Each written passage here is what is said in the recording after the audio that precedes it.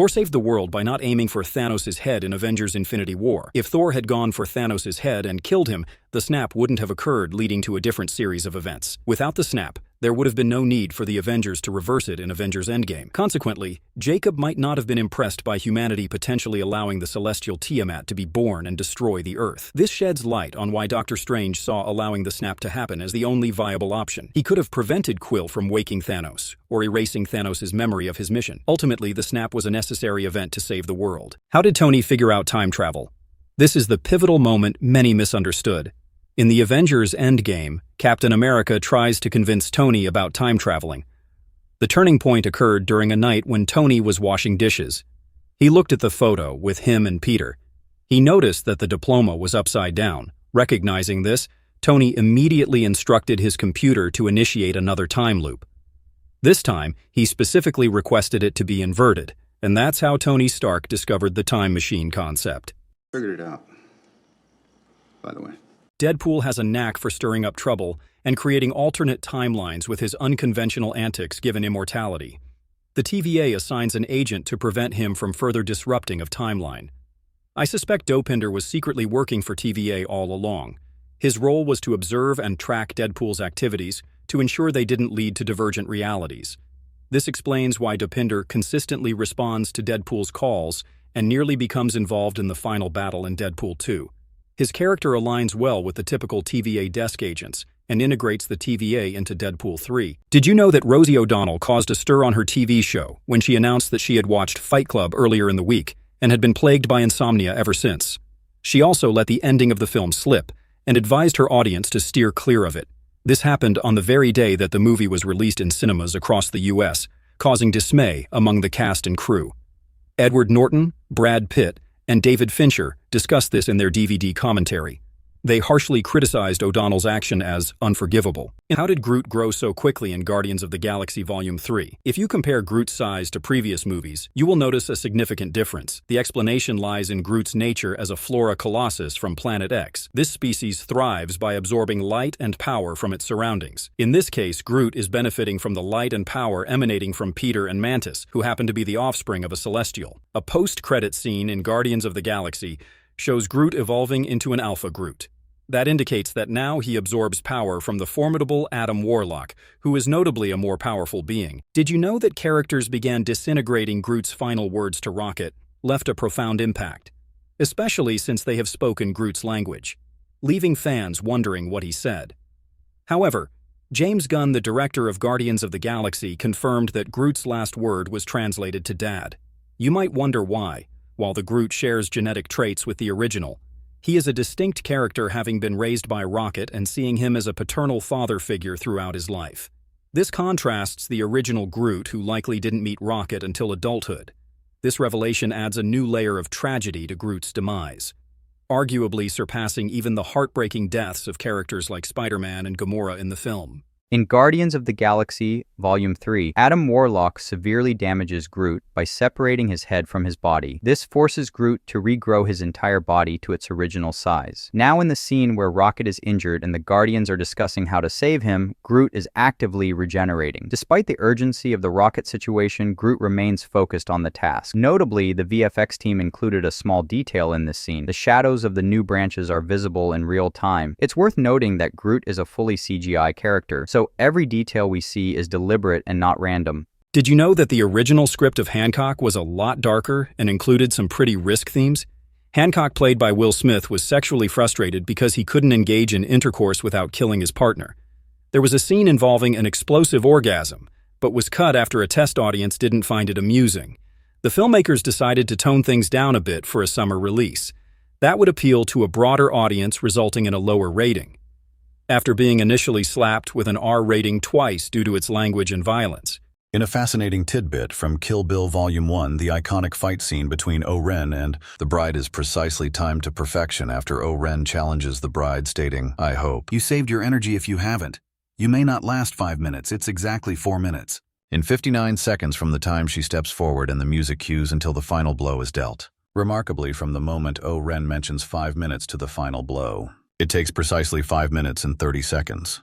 It's a testimony to the attention to detail that director Quentin Tarantino brought to the film. You wouldn't have anticipated this mistake from Loki. In Season 2, right after Victor Timely's death, Loki asks Obi what could have been done differently to save Victor. Obi responds that they took too long. Loki interprets this as needing to do everything faster, but despite his efforts, he keeps failing. Eventually, he realizes it's not just about speed, he also needs to act a bit earlier. However, in one instance, Loki speeds up the process, so much that the blast doors open before Victor Timely can even put on his helmet and activate the multiplier on his hands. This causes the temporal loom's radiation to enter the room, leading to Victor's death. How Loki overpowers the temporal loom. In the gangway, when Loki transforms into his Asgardian form, his body becomes filled with temporal radiation. Now, this radiation typically comes from the temporal loom created by He Who Remains, which emits a purple hue. However, whenever this radiation interacts with Loki, it changes from purple to green, showing that Loki is overpowering the loom's energy with his own magic. Another key point from this episode is understanding that the loom acts as a failsafe. Its primary function is to trim away any timeline branches to maintain the integrity of the sacred timeline. Essentially, no matter its size or power, the loom will always prioritize this sacred timeline. Reflecting back to episode 4, we actually saw a glimpse of this in action, though we might not have grasped it then. On the quantum monitor, numerous branches gathered on one side of the loom. Yet, when they crossed through it, only a single branch remained protected, while the others vanished. Thus, He Who Remains explaining the loom as a failsafe was actually foreshadowed in episode 4. Did you know that in Super Mario Bros. 1993,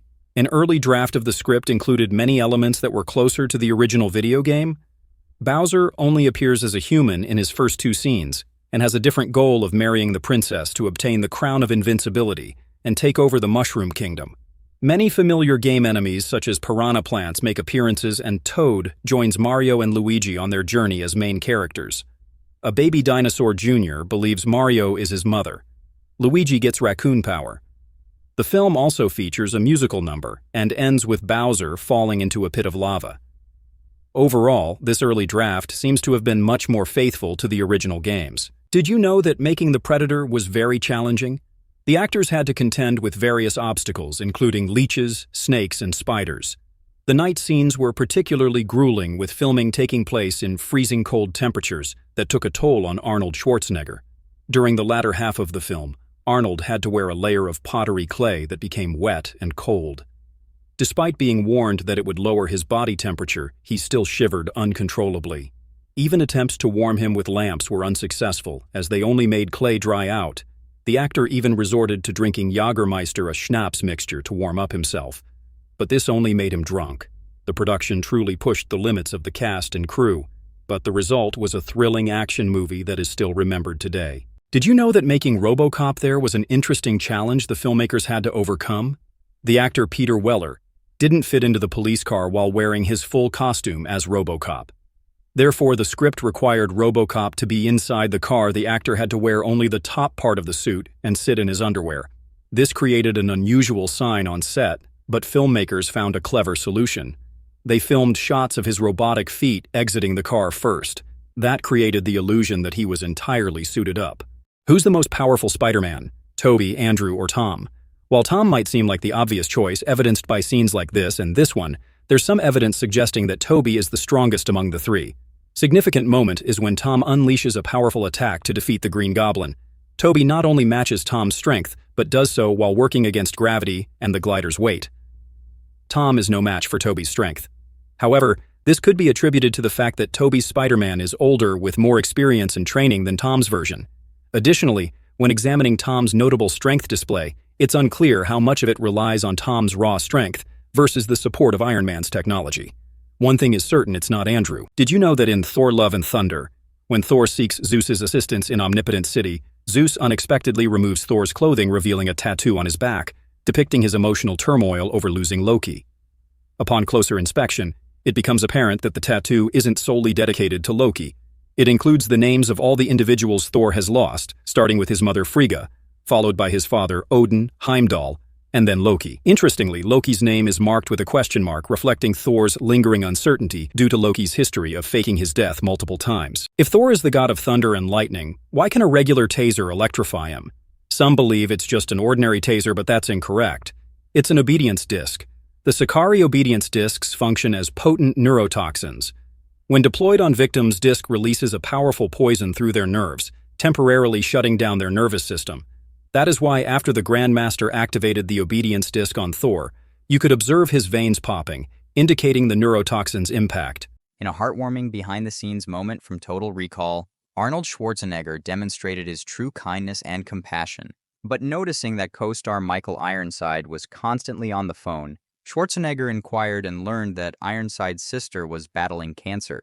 Without hesitation, the action star invited Ironside to his trailer for a lengthy three-way conversation with the sister, offering advice on exercises and diet that could help with her condition. This selfless act of kindness has left a lasting impression on Ironside as well as his sister, and serves as a reminder of Schwarzenegger's admirable character both on and off the screen. The making of Mad Max 1979.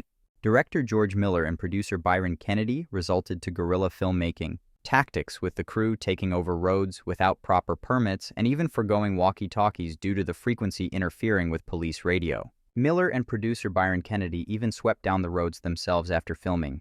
As the filming continued, however, the Victoria Police began to take notice and eventually became involved in the production, assisting by shutting down roads and escorting the vehicles. Despite its low budget and makeshift approach, Mad Max went on to become a cult classic and a significant achievement in the action genre. In the making of Masters of the Universe, Dolph Lundgren, who had little acting experience, in a vague Swedish accent with limited English fluency, was sent to have his lines dubbed by another actor. Director Gary Goddard had planned it that way, but to his surprise, Lundgren had negotiated in his contract that he would have 3 chances to re-record his lines in post-production. Faced with time constraints and a tight schedule, Goddard eventually decided to let Lundgren's natural voice be heard in the film, which turned out to be a wise decision, as it added a unique touch to Lundgren's character. He-Man. Where did the White Vision go in WandaVision?